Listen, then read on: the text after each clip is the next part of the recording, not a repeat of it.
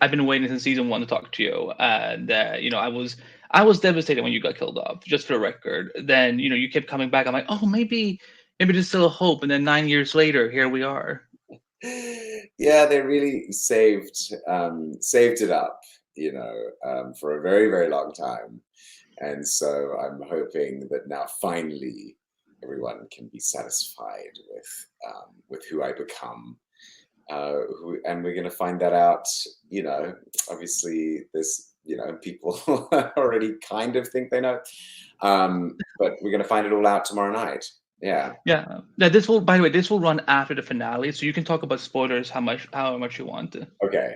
So you're free. You're free. I promise this will not go out until 9 p.m. tomorrow. So, and then I've seen the finale, and wow, even though I haven't seen the finished effects, but you guys went for it. You guys were not holding back for this one. No, we really mined every inch of the story, every inch of emotion, every angle, to make it as spectacular as we could possibly do. And I was just really honored and so happy to finally be a part of it again and really feel like a part of it again, and not just a little visit. So it was completely epic. I had been wanting to have powers for a long time, and all my dreams came true. And I'm now gonna live forever, out there in the beautiful universe, keeping evil at bay, which is very redeeming and very cool. Yeah.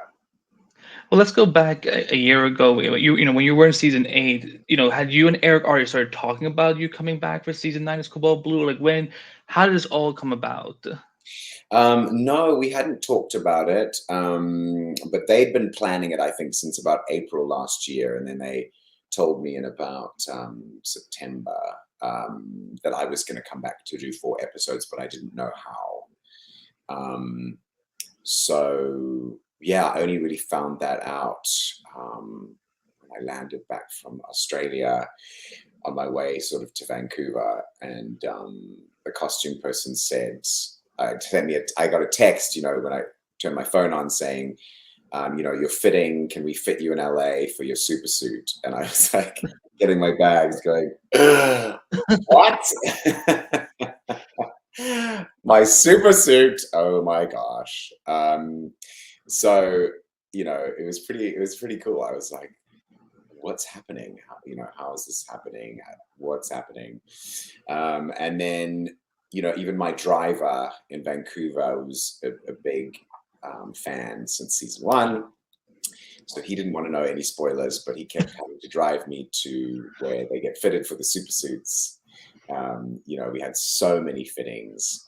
The suit is so fabulous. I couldn't have asked for anything more. They put a lot of money and a lot of time into it, and I felt very honored to carry the torch and be the foil again to Barry, and be there to support the story and for the greater good of everyone's entertainment.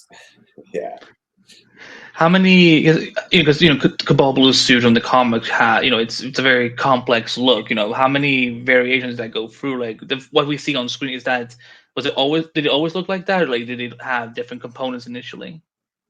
Well, by the time I got there, it looked like that on paper. And then they had to keep molding it to me, and obviously on my body.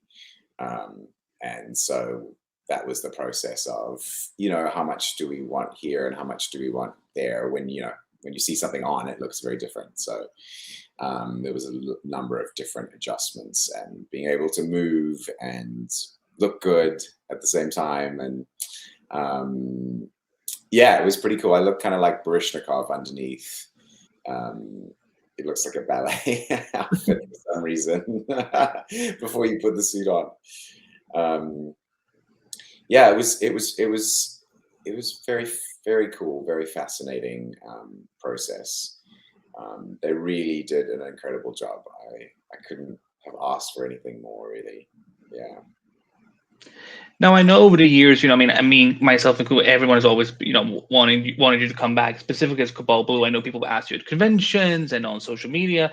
At one point, did you just start trying to look into who this guy was, of like what is the hype around, who is this guy, or like did you just go into Yeah, this without? definitely. Even when I was researching The Flash in the very beginning, on my contract it said Eddie Thawne, and it had in parentheses Jay Garrick.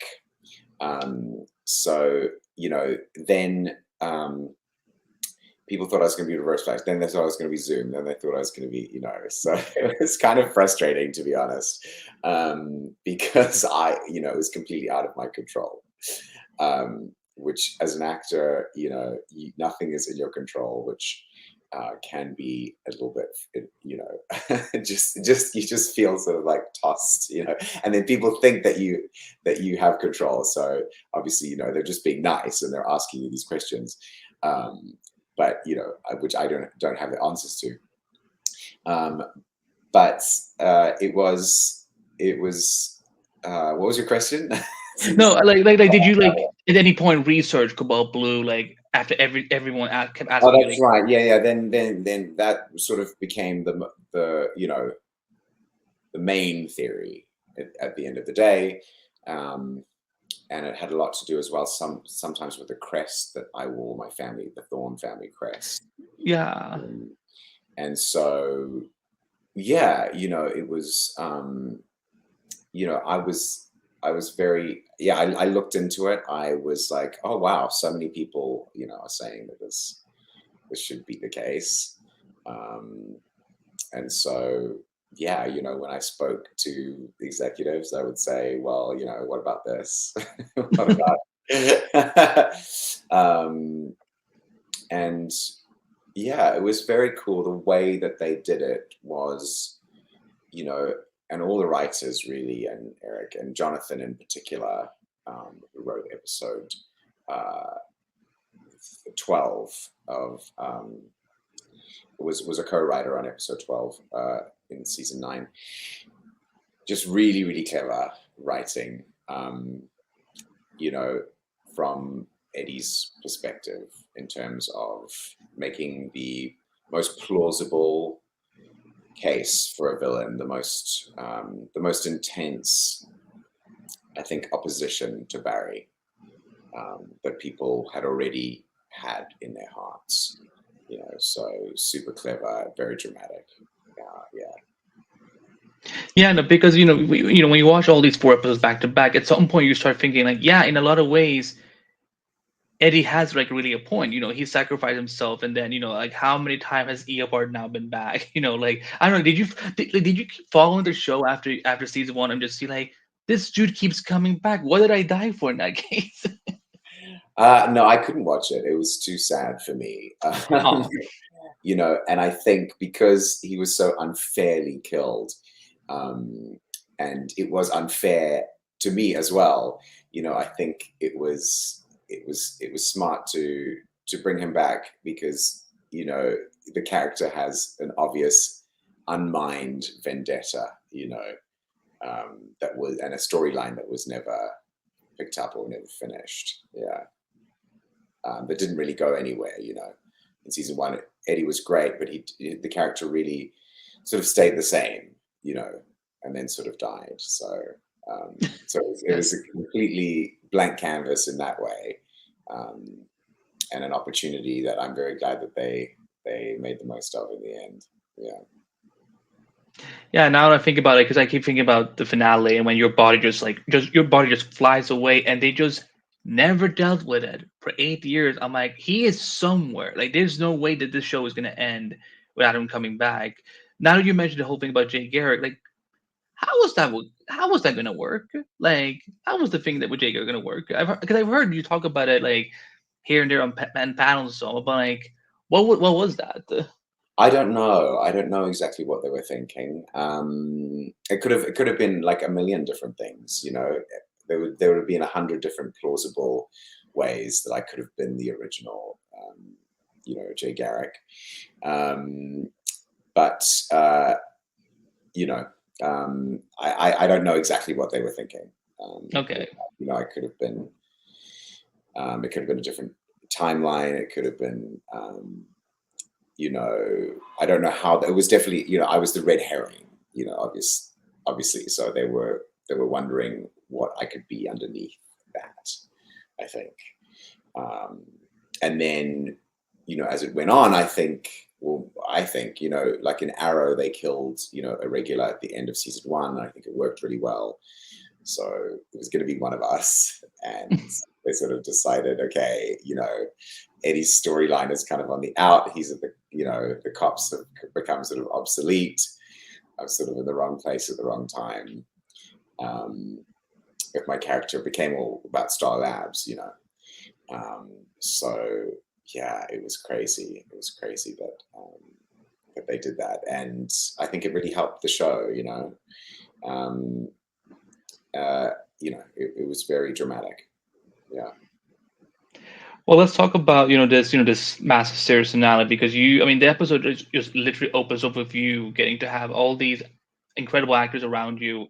With again, like I was just talking to Teddy Sears before I talked to you, and I said I never imagined we would have all these speedsters together, and like having like the like the speedster version of a pissing contest, basically. Who's the fastest, who's the biggest, who's the baddest? How much fun did you have working with all of them? Because besides from Tom, you never worked with the rest of the gang, right? Yes, and I barely worked with Tom. I don't think I'd really worked with Tom very much at all. Maybe The one just time he kidnapped you and kept one you in a time that he sewer. kidnapped me. Yeah, exactly. Um, so that was cool. It was very cool. It was amazing. It was amazing to see everyone there, and um, also people I didn't quite know exactly who they were at first. You know, so I was sort of like, okay, wait, which one's that? So yeah, it was cool. I you know, I couldn't believe it. It was the coldest night. I think it was bone chilling night that we were all outside all together. You know, Team Flash versus, you know, all the baddies. And it was super fun. And before that, we filmed the scene where, you know, Cobalt Blue and the Flash chases the Flash, and all the cars get set on fire.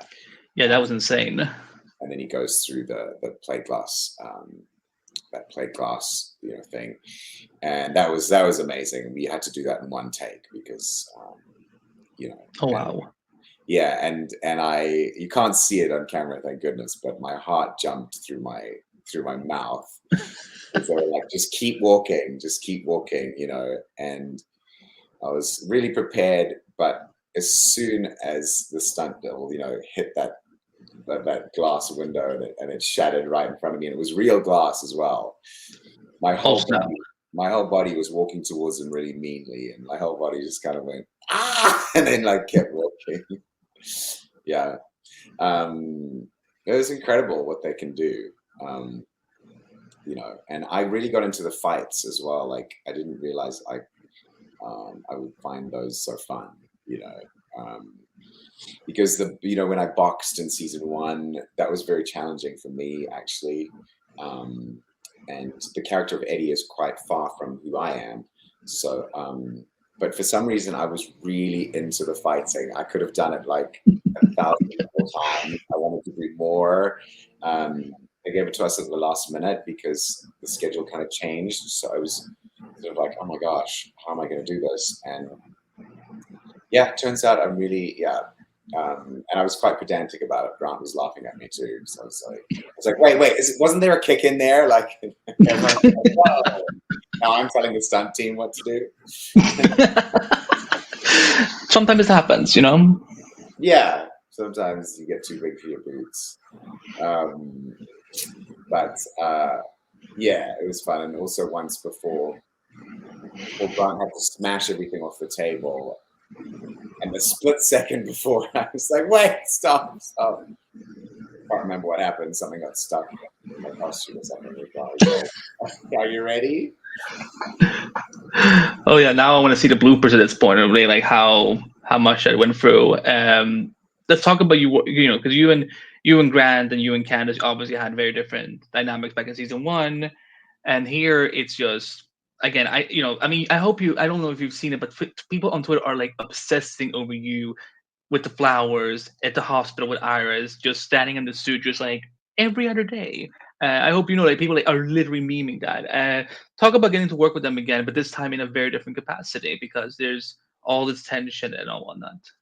Yes, yes. I'm sorry about that. They're obviously doing the lawn at the wrong time. Um, yeah, that was. I mean, that yeah. It's crazy. I haven't seen the last episode, so I don't know what it looks like, but it was very, very strange, of course. I'm sure for all of us. I don't know how the other two were feeling, but the love triangle that finally comes back around 9 years later and is so awkward that it's, it's so so awkward that it's almost not, and that it's almost normal. I just thought it was a genius thing to write. Um, and I'm glad that people have different, opinions about it, because it is very confronting after all this time, and for him to show up in the suit like that was kind of inevitable. What was your question? Sorry. No, how, what was it like working with them in this way? You know, because this time, you're not an ally of them anymore. You're against them. Like, how was it Yes, working with that them was now? sort of quite strange and a little tough, really, because I was always so close. My character was so close to both of them, and now to be sort of feel very separate from them, and very much like on the other, their enemy, was kind of a bit rough, really. I think they've been through so much, probably, I don't know, on the show, professionally and personally. I've been through so much, and then to sort of throw us together like this is so genius and so wonderful, but emotionally pretty harsh. So here my two friends were that I sort of had to really, really despise. But at the same time, dramatically, it's really fun, and it's all make believe. So it was intense, though. The whole experience was very intense for me. Just all the emotions that I already had around the show and everything that happened, and going back was so weird, and seeing the sets again, and all these new people and new characters, and it was strange for me, but at the end of the day, I felt very grateful and very redeemed, to be able to be used up, by the end of this whole thing. I think it was super satisfying for me, and to bring something really strong for them to play off, and them to play against, and them to be threatened by, was an honor. So it was really a lovely reunion. At the same time, to be there again, standing on our little marks, doing our little story for the whole, like, huge, incredible, wide, wonderful audience across the world. It's been really one of the great privileges of my career. Yeah. Well, I mean that.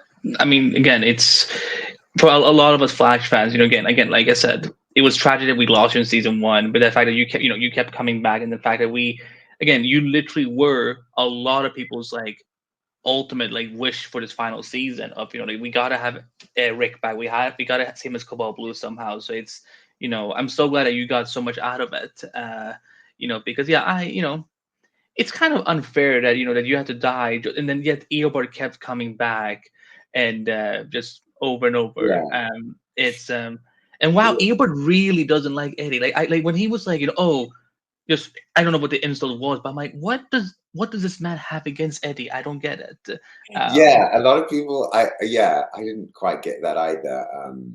They're like, useless waste of a man, which is kind of amazing because it reminds me of my favorite movie, which is Muriel's Wedding, and her dad and everyone tells her she's nothing and you can't do it, and she comes back and she has this, she kind of proves everyone wrong,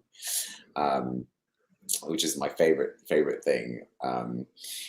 But yeah, it was pretty rough. So I have the fans to thank in a lot of ways because, they really kind of were the ones who came up with all of this and were the ones who were asking for me, and that all helped at the end of the day bring me incredible redemption in a lot of ways. Yeah, and that's what I love about it is that in the end, because this arc could have easily ended with Eddie dying again, but thankfully he didn't. Now you guys are. I wasn't really sure what to make out of it. Like you're alive, but you're like yeah. So I'm alive, but I'm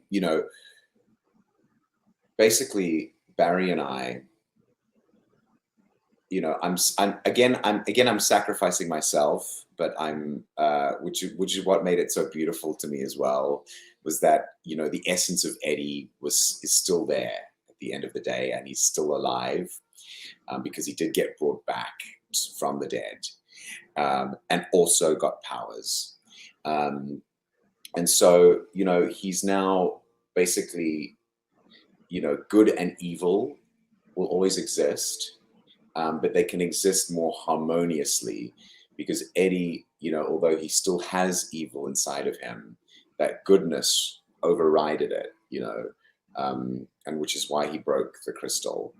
And now he is he's almost the warden of evil. So he's the one who can liaise between good and evil for the rest of time. He's the one who can hold evil at bay from Barry, from the goodness in the universe.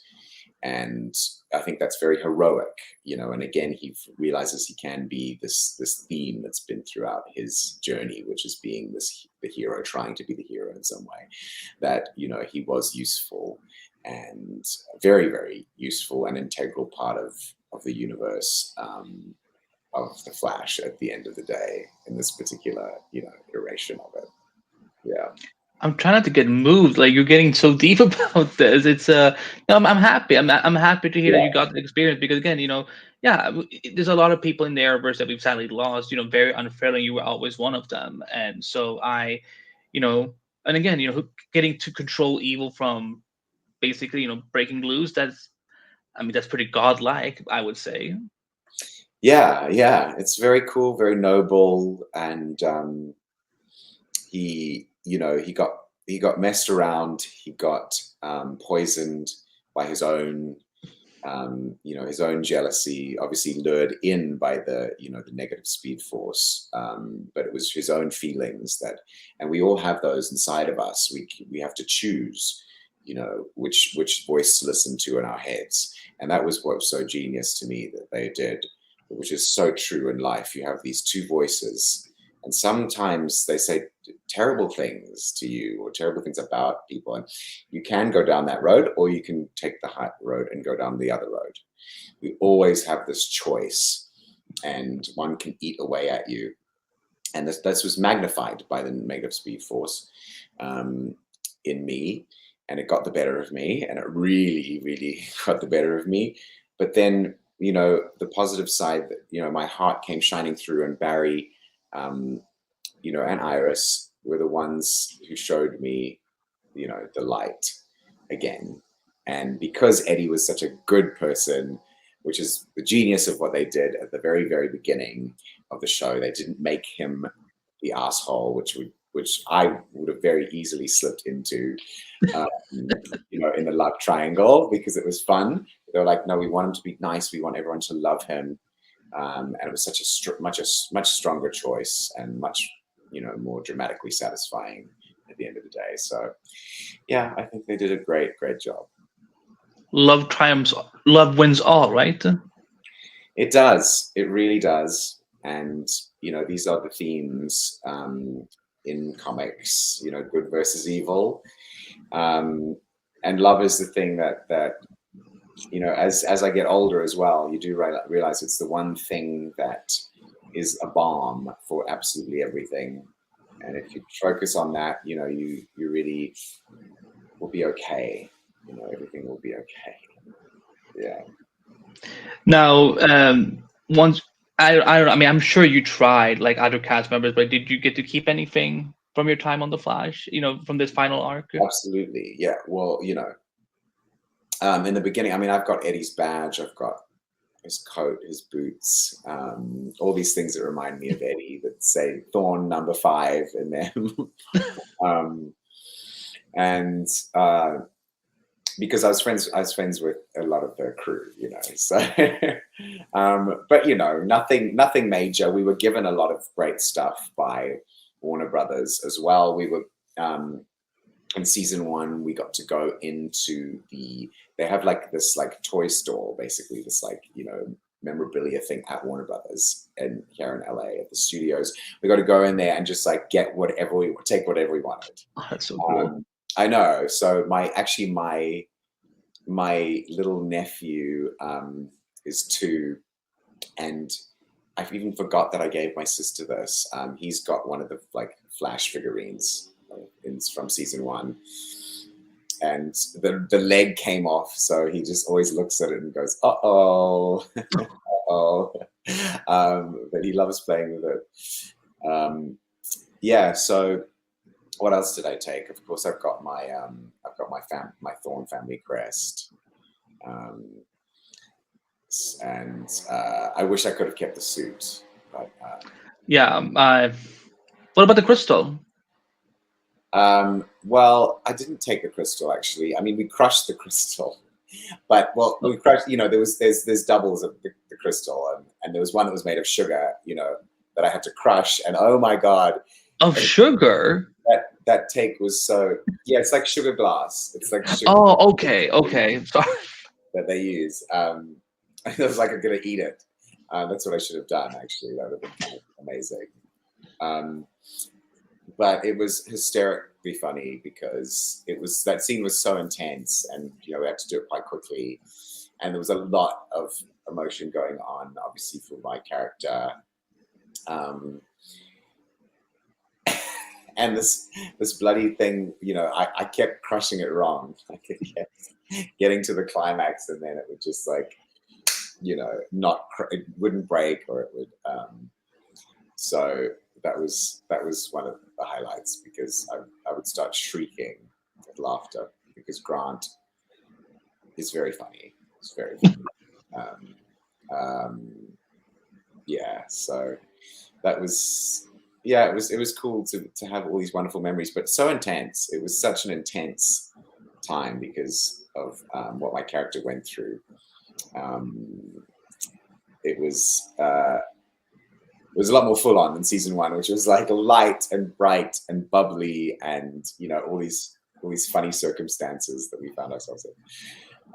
And this, you know, we found ourselves in quite a dark place.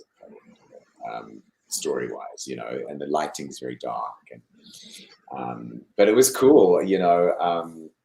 And you know, at the end, the Flash, you know, Grant had, you know, the blood coming out of his mouth.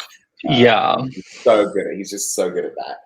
And this, you know, and we were screaming at the slow motion, because they slowed it down afterwards, because Grant really wanted the blood to come out. It was so good. And then, you know, and then me up against him, he was like, oh my god, you're like Willem Dafoe, you're just giving like Batman supervillain right now. But yeah, I think I'm coming into my villain era. I always had this very, very dark, low voice. I was always this kind of young, skinny blonde thing with this kind of crazy, crazy low voice. And as I get older and older, I'm really growing into it, I think. So I can't wait to play more evil characters. Yeah. Well, that was going to be one of my questions. Would you, you know, the superhero genre is always going to be around. Would you want to take on another DC villain, or you know, if you got the chance to play a hero, would you take it? Yes, absolutely. I would. I've had so much fun on The Flash. I've realized that as an actor with all the muscles that we love to work, you can really have an absolute ball, in this universe, because so much kind of crazy stuff happens, and to make it real is the challenge. Um, and I've really enjoyed that, in this last season of The Flash. I've really enjoyed, making it as real and as deep as possible, to give people a real thrill, hopefully.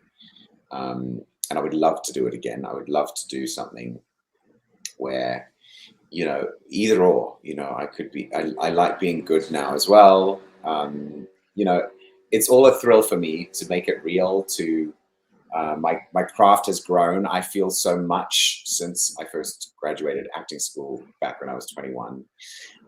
It's the thing I love most. It's the thing that makes me, get up in the morning, makes me alive, passionate. I just love it so deeply, acting, that, I love just having the opportunity to do it, having a story to tell, character, a circumstance, and being able to play and make it real.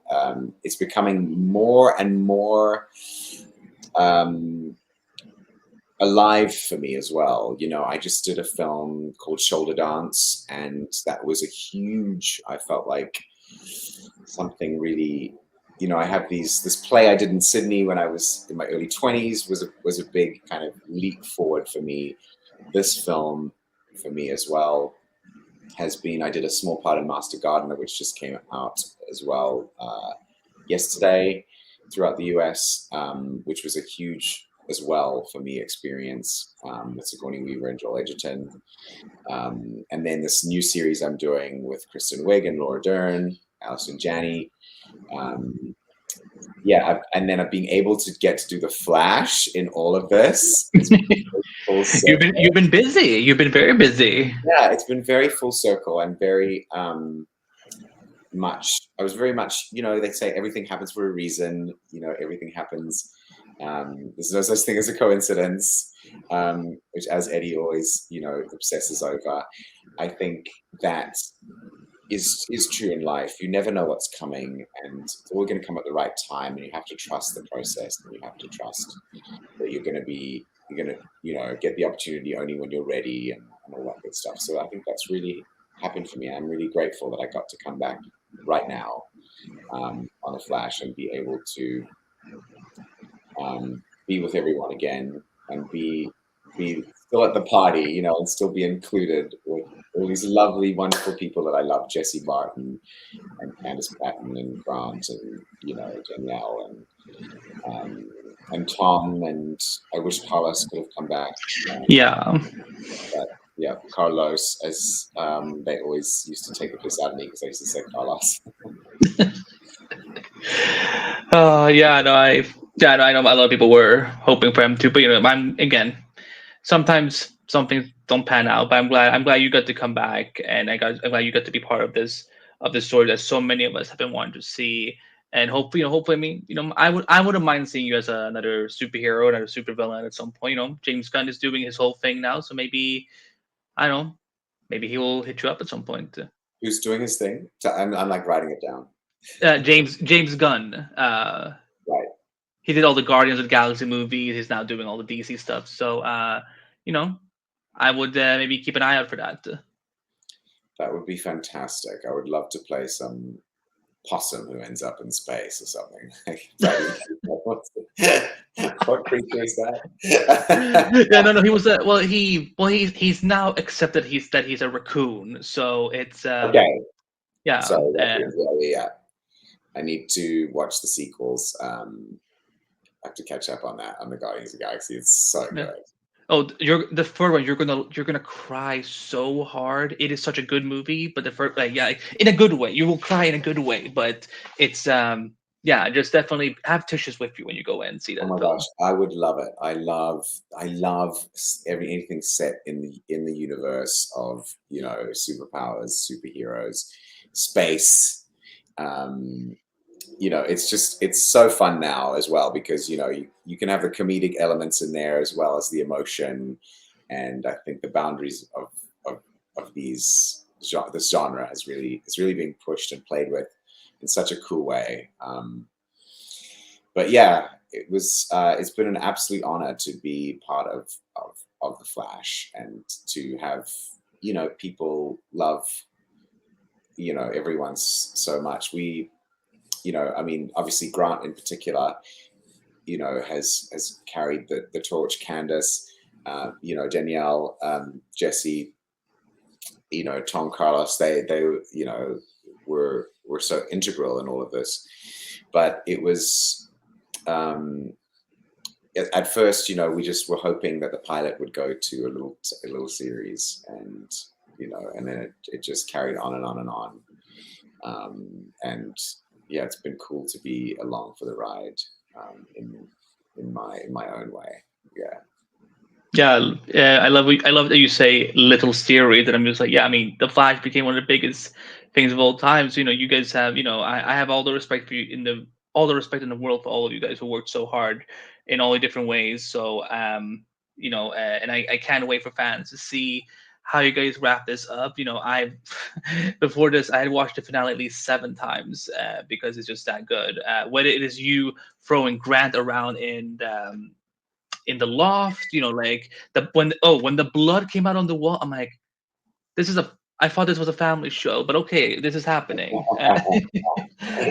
Um, Yeah. I know Yeah. you said you have been working on a lot of things. Is there anything else fans can see you in coming up? If they want to see more Rick Cosnett. Yes, of course. That you can see me in Master Gardener, which is out in theaters right now throughout the USA. And also internationally, it's going to be released in the next couple of weeks. You can also see me in Palm Royale, which is coming out on Apple TV in August. And that's going to be super fun. It's set in the 60s in Palm Beach, Florida. It stars Kristen Wiig, Ricky Martin, Laura Dern, Alison Janney, Carol Burnett, Josh Lucas. And all it's super fun. It's kind of, the costumes, the sets are just insane. There's also a film called Shoulder Dance, which is not out yet, but I'm very proud of that one. And then hopefully we might do a season 2 of Palm Royale, but that's all just, you know, nothing's official. So yeah, look out for me, and thanks for your support. Honestly, like, it means the world to me. But I'm very excited for all the things to come, and this has just been such a crazy emotional journey for me, and one that I, you know, will cherish for forever. I've actually got my they gave me they kept this from season 1 of The Flash, actually from the pilot, I think. Oh, that's so sweet. From my chair at the pilot, and then I took this as well, from the end, from my chair at season 9. So it's nice to know that, like, I got to bookend, you know, in such a nice way, and everyone was so nice when I came back. Everyone just was, you know, giving me extra stuff. I've got a lot of Eddie's, like, IDs, and, you know, props were just giving me stuff, and Malcolm Thorne's ID, and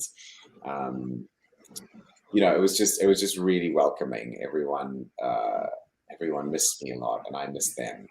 So that was nice, and I can't believe they've been there for 9 years in those same trailers, in the same studio, you know, just working to the bone.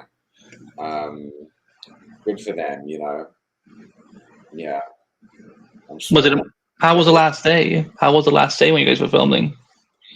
It was really incredible. And my last scene was in front of the green screen, which I'd never done before either. And they built this new green screen in the studio, where the studio where CCPD is. CCPD is next to Jitters, which is next to Barry's lab, which is next to the West House. So that's all in the one original studio.